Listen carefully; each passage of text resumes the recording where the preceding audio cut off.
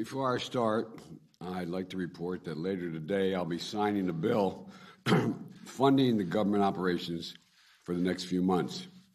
Funding the government isn't a great achievement. It's a bare minimum of what we need to get done. But in these times, a bipartisan cooperation is worth recognition. So I want to thank Senators Schumer and McConnell and Speaker Pelosi for getting this done. And I want to thank a substantial bipartisan vote in the Senate for sending this bill to my desk today to avoid disruptions of government operations. And I want to urge Congress to use the time this bill provides to work toward a bipartisan agreement on a full-year funding bill that makes the needed investments in our economy and our people, from public health to education to national security. Now, for today's news. Every year, December brings the joys of the holiday season and gives us an opportunity to reflect on the year gone by and look ahead and begin to imagine the new year to come.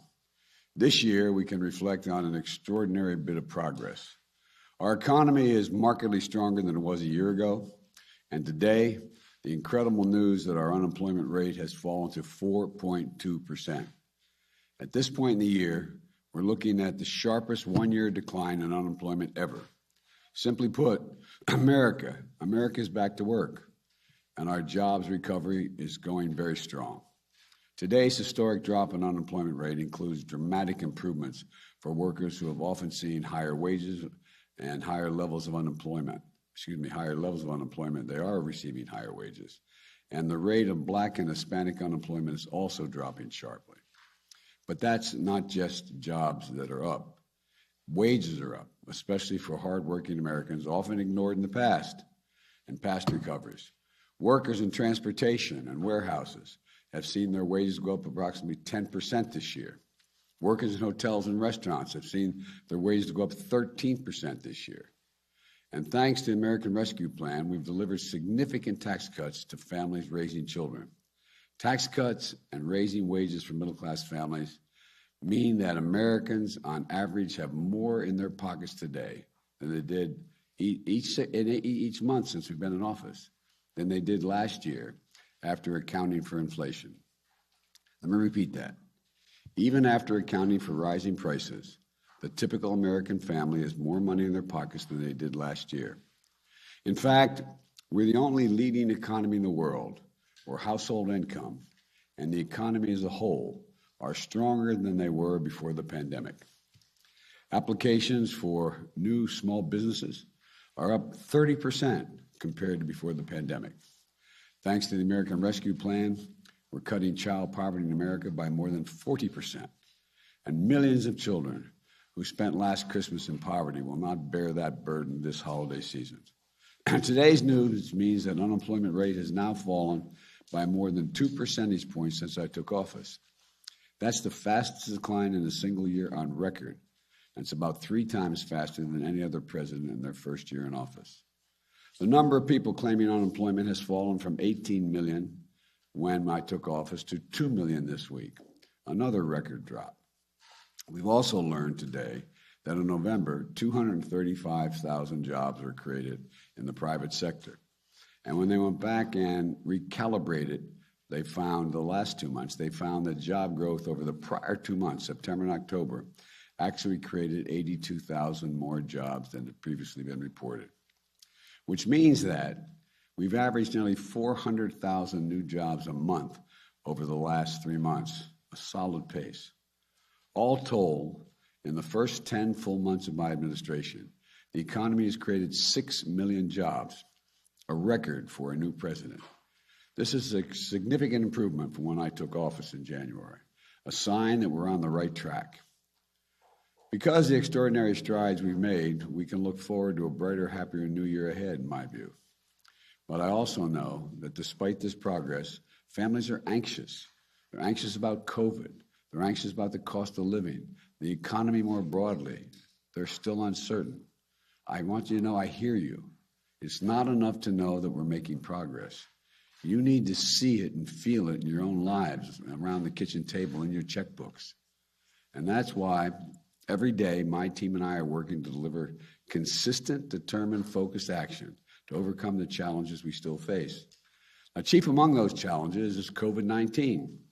Yesterday, I laid out key actions we're going to take this winter to fight this virus, to protect one another, to protect our economy and our economic recovery. They include, number one, expanding our nationwide booster campaign with more outreach, more appointments, and more hours. I was thrilled to see that yesterday we had more vaccine shots administered than any day in the past 6 months. Number two, we're launching hundreds of new family vaccination clinics to make it easier for children, parents, the whole family to get vaccinated in one place, and new policies to keep children in school instead of quarantining them at home when someone in the class comes down with COVID, if they do. Thirdly, making free at-home tests more available than ever before by having them covered by our private health insurance plans. The availability of community health centers and other sites for the uninsured will be the alternative as well. So if you have insurance, it will cover these tests. And if you don't have insurance, we have facilities you can attend and get these tests. Increasing our surge response is the fourth thing, our surge response teams. They're made up of doctors and nurses and medical staff who go into communities with rising cases and provide the needed staff for overrun hospitals, for their emergency rooms, their intensive care units, to get help to them as they need it. And we're about tripling the number of those surge teams. Fifth, we're accelerating our efforts to vaccinate the rest of the world and strengthening international travel rules for people coming into the United States. This is a plan all Americans can rally behind, in my view. We're also addressing another concern for families, prices. Just about every country is grappling with high prices right now as they fight the pandemic. And as the world economy continues to come back to life, the more price pressures are going to ease as things begin to move. But we're not sitting around waiting. In the meantime, I've used every tool available to address price increases, and it's beginning to work. Take gasoline and gas prices. Last week, I announced the largest ever release from the United States Strategic Petroleum Reserve to increase the supply of oil and help bring down prices. And I brought together other countries, India, Japan, the Republic of Korea, the United Kingdom, who all agreed to join me in releasing additional oil from their reserves. And China may very do more as well. They haven't done it yet. This worldwide effort we're leading won't solve the problem of high gas prices overnight. But over the last month, likely due in part to the anticipation of this action, we've seen oil and gas prices out of the wells. Oil and gas prices on the wholesale market come down significantly. Since the end of October, the average weekly price of gasoline on the wholesale market, that's what you sell to the gas stations, has fallen around 10%. And that decline has picked up in recent days. That's a drop of about 25 cents per gallon. These savings are beginning to reach Americans and should pick up in the weeks ahead. And it can't happen fast enough.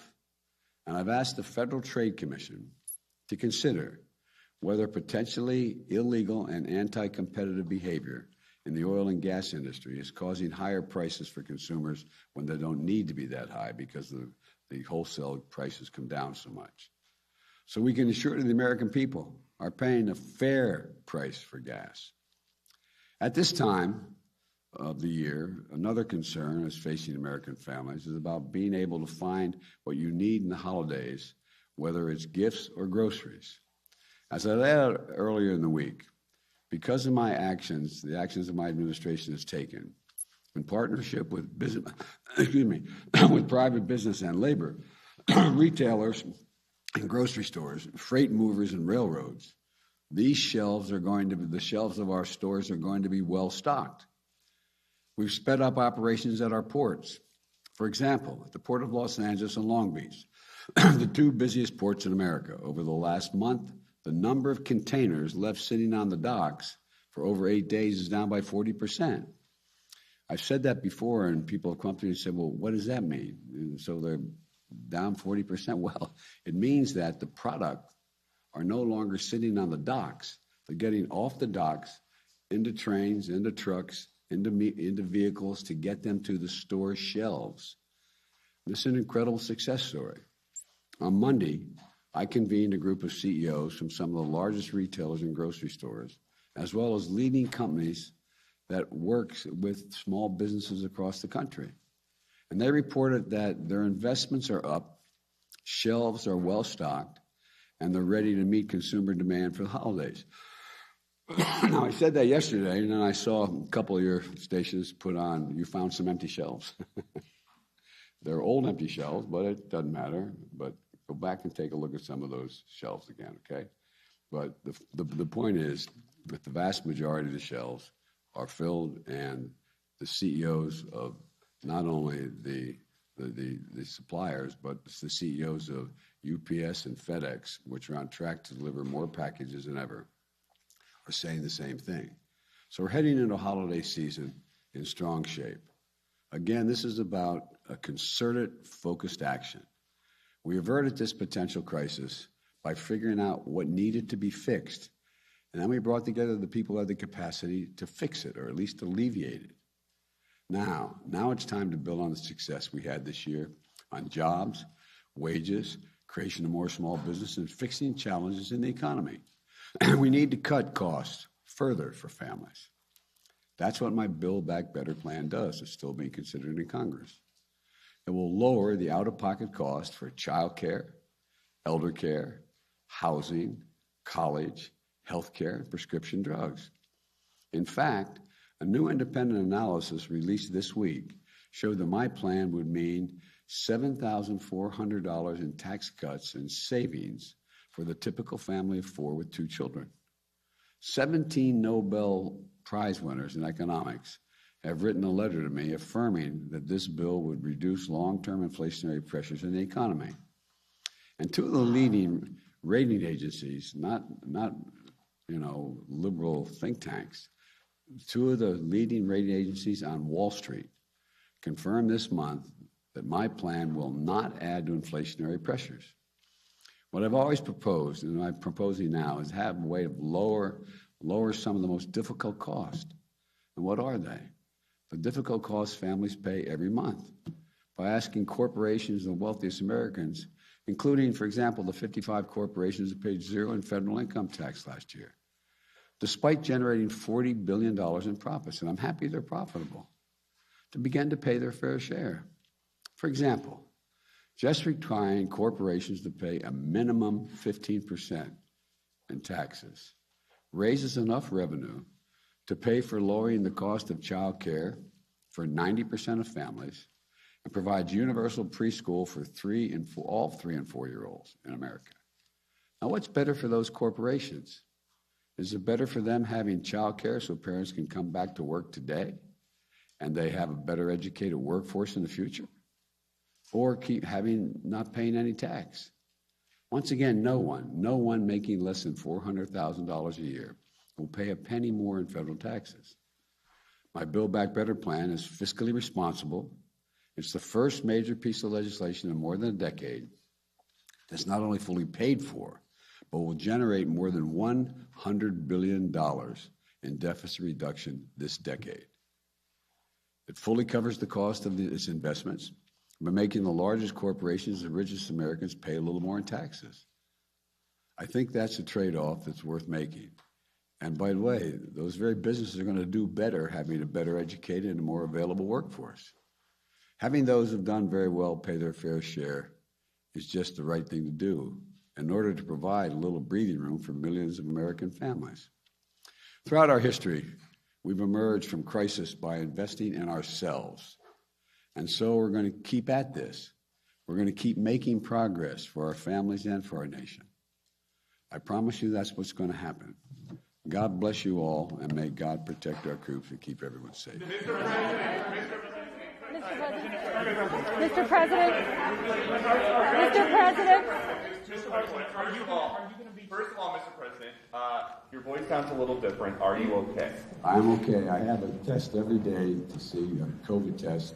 I have been checking for all the strands. What I have is a 1.5-year-old grandson who had a cold, who likes to kiss his pop. And he'd been kissing anyway. So, but it's just a cold. And then, so on COVID policy, it seems like the administration is starting to soften some of the language. There's this new op-ed where you talk about COVID and we are going to beat it back. Are you no longer going to shut it down? No, we got to beat it back before we shut it down. Look, this is going to take time worldwide. In order to beat COVID, we have to shut it down worldwide. In the United States of America, we're doing everything that needs to be done to take care of the American people within our borders. But look what's happened. We're starting to make some real progress, and you find out there's another strain. And the idea that you can build a wall around America to keep any COVID from around the world out is not there. And besides, that's one of the reasons why I know we get criticized. I get criticized for not doing more for the world. But we've done more for the world in providing vaccines available and help than any nation, every other nation in the world combined. In addition to that, we've also, with regard to India and other countries, and we're working around the clock. Remember, I suggested we suspend the patents. Let everybody be able to have access to this so they can make the vaccine in their own countries. And thirdly, in Southern Africa, for example, South Africa has all the vaccines they need. They don't want any more vaccines now. One of the things I'm considering is how can we help them deal with the issue of as I said to you before, when the biggest challenge we had in the beginning of this administration, in my view, was not getting the vaccines produced, although that was not easy. And I've got to give, President Trump early on went out and got them to do the research to try to get the right vaccines. But logistically, getting the vaccine from a container that gets delivered to you, to a hospital, to a state, and getting it in someone's arms, that's a very, very difficult thing. And we did it better than anybody in the world has done it, but we've got to try to help other people. Thank you, Mr. President. Given that there are now multiple cases of Omicron here in the U.S., are you considering requiring vaccines for domestic travel or any other new measures for domestic travel? The measures that I announced yesterday we believe, are sufficient to deal with the proper medical precautions to deal with the spread of this new variant. We are doing, as you know, at NIH as well as among the manufacturers, a lot of research to see the extent of how quickly it spreads, how deadly it is, et cetera, et cetera. But we do require for travel, we're going to continue to require the people to have masks on, and in public places, and in federal buildings. But I don't at this point, because I think I know a fair amount about this issue, but I'm not a scientist. So I continue to rely on the scientists and asking them whether or not we have to move beyond what we did yesterday. Right now, they're saying no. Quick follow-up on the science, Mr. President. What is happening in Ukraine and what on the border between Ukraine and Russia, and what are you going to do about it? I have been in constant contact with our allies in Europe, with the Ukrainians. My Secretary of State and National Security Advisor have been engaged extensively. And what I am doing is putting together what I believe will be the most comprehensive and meaningful set of initiatives to make it very, very difficult for Mr. Putin to go ahead and do what people are worried he may do. But that's in play right now. Our vaccine mandates holding people back from jobs. Are you going to talk to Putin soon, Mr. President? Did you talk to Putin this morning, Mr. President? No.